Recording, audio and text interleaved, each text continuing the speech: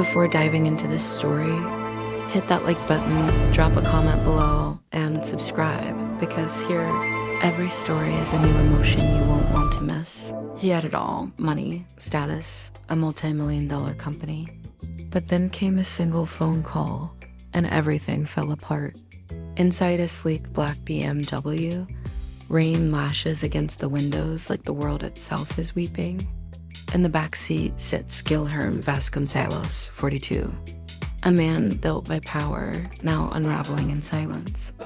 His designer suit clings to him, soaked not from the rain, but from the tears he can't stop, his face buried in his hands. On the floor, his phone still vibrating unanswered. In the driver's seat, Roberto, 58, loyal chauffeur. His eyes steady in the rearview mirror, not saying a word, but watching everything. The rain grows louder. The phone stops vibrating. It was inside that car, that destiny began to shift. But not in the way anyone could have expected.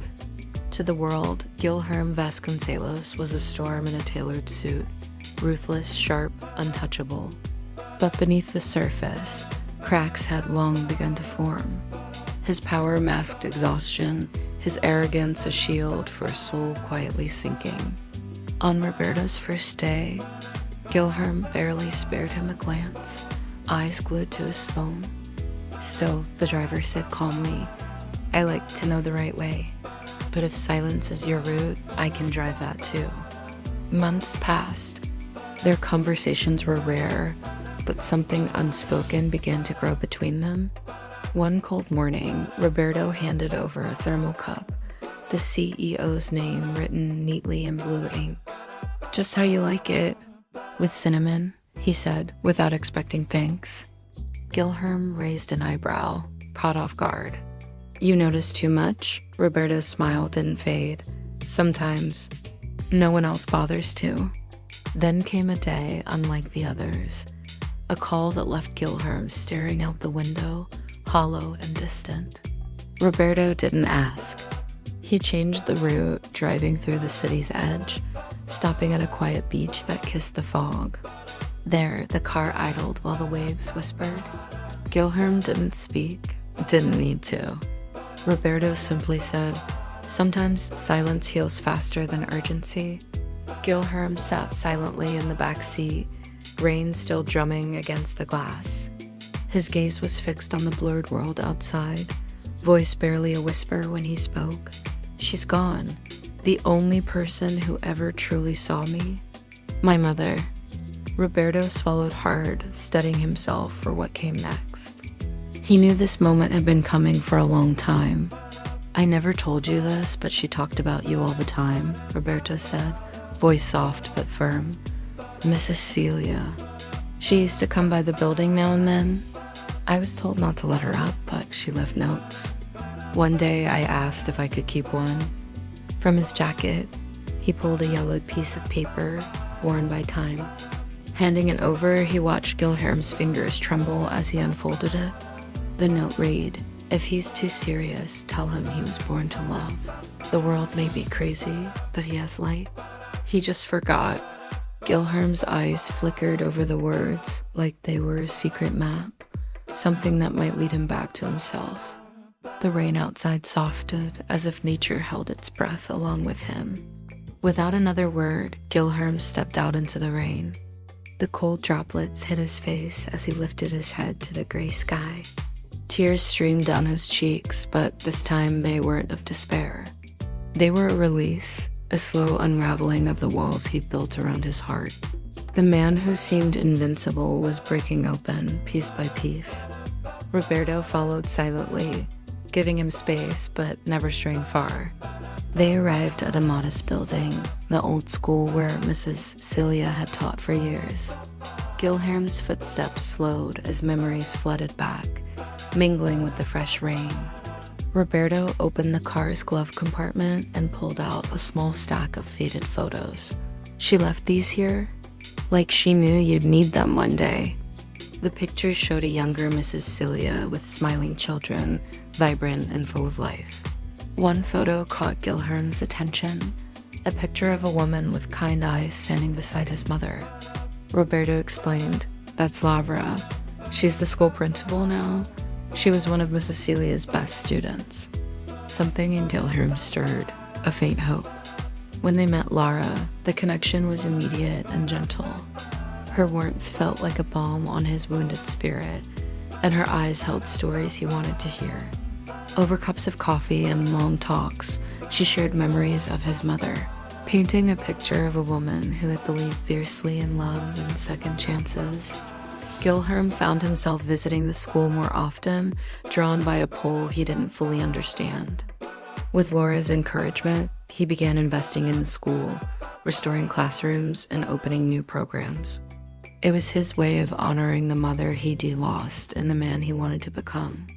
The cold CEO started to thaw, replaced by someone willing to lean into vulnerability and healing. Roberto watched quietly, proud but humble. He had driven many roads with Gilherme, but this journey was different. The man who had once been closed off was now opening windows, letting light in where darkness had reigned. Small gestures, sharing a coffee, a kind word, a moment of silence were building bridges no business deal ever could. Each visit to the school chipped away at Gilherme's armor. The weight of grief began to feel lighter, replaced by purpose. In the laughter of children and the stories of a woman who loved him beyond words, he found pieces of himself again. Roberto's presence, steady and unwavering, was a silent reminder that sometimes the greatest support comes from those who quietly stay. The rain eventually stopped, leaving the world fresh and new. Gilherme looked toward the horizon with a fragile smile. He wasn't the man he used to be, and that was a good thing. His heart was open to love, to life, and to the unexpected turns that come when you stop running from yourself. The grand hall was packed with executives, employees, and investors, all eagerly awaiting the CEO's speech. Gilherme stepped onto the stage, the spotlight catching the dampness still clinging to his suit. The room fell into a heavy silence, every eye fixed on him. His voice was calm, but filled with raw honesty as he began, "Today, I won't speak as your CEO. I will speak as a son, as a man, as someone who almost forgot the power of quiet kindness." He paused, letting the words hang in the air, making sure they landed deep. "This man here, Roberto." He gestured to the side where his loyal driver stood humbly. "He's more than a driver to many, but he drove much more than my car. He guided me back to my humanity." The crowd erupted into applause, some with tears in their eyes. It was more than a speech, it was a confession, a turning point. After the event, Gilherme, Roberto, and Lavra stood together in the courtyard of the school. The once neglected building now gleamed with fresh paint and new windows. Gilherme watched children running freely, their laughter echoing like music through the halls. "We're naming the library after my mother," he said softly. "Donna Celia Vasconcelos, her spirit belongs here, where she taught love and hope." Roberto stood beside him, a quiet pride shining in his eyes. Gilherme had surprised everyone by offering him a permanent role as the company's consultant for human values, a testament to his indispensable presence and wisdom.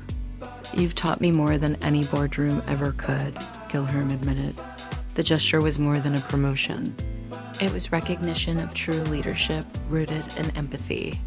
Lavra smiled, her hand brushing Gilherme's arm, their partnership deeper than business. The school was now a beacon of second chances, healing, and community, mirroring the transformation inside Gilherme himself.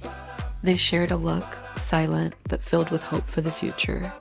The boy who had lost his way was finally finding his path, not alone, but with those who believed in him. As the sun set behind them, the narrator's voice softened over the scene. In life's journey, sometimes it's the one in the front seat who sees the clearest road ahead.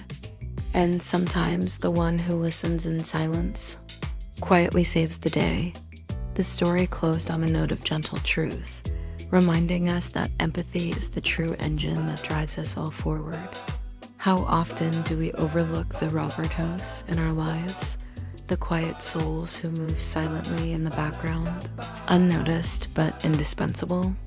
These are the people who hold stories, wisdom, and kindness that rarely ask for attention, yet quietly shape our journeys. In a world that screams for spotlight and noise, the value of subtlety often fades into the shadows. But it is in those shadows where true strength and compassion quietly thrive, waiting to be recognized. What if your own salvation lies in the unexpected? What if the guiding light you've been searching for is not a grand gesture or a loud declaration, but a gentle presence you've dismissed? Life has a mysterious way of showing us that the answers aren't always where we expect them. Sometimes salvation arrives in the form of a steady hand on the wheel, a knowing glance, or a silent act of care. We just need to open our eyes and hearts to see it. To value the invisible is to honor the very fabric of humanity that binds us together. It is to understand that every role, no matter how small or unseen, holds meaning beyond measure. The driver, the cleaner, the listener, the silent supporter, they are all threads in the tapestry of life. When we acknowledge them, we not only uplift others, but we also rediscover our own capacity for empathy and grace. Respecting silence is more than abstaining from noise. It is embracing the space where reflection, understanding, and healing can bloom. In silence, hearts speak louder than words. In quiet moments, the soul finds its voice. When we learn to listen without interruption, without judgment, we gift ourselves the power to truly connect. And connection is the greatest gift we can give or receive, because sometimes the silence tells us everything we need to know.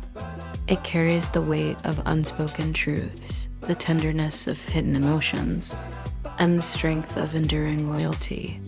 In that silence lies a language beyond words, a language of love, trust, and unbreakable bonds. When we pay attention, it reveals the paths to forgiveness, to growth, and to renewal. So next time you find yourself rushing past someone like Roberto, pause. See the unseen, hear the unheard.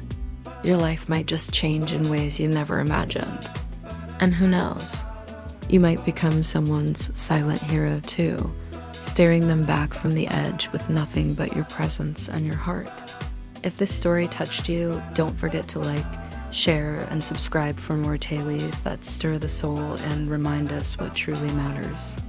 Because every story has a quiet hero, and maybe, just maybe, you're one. If this story touched your heart, don't keep it to yourself. Hit that like button, share it with someone who needs to hear it, and drop a comment below.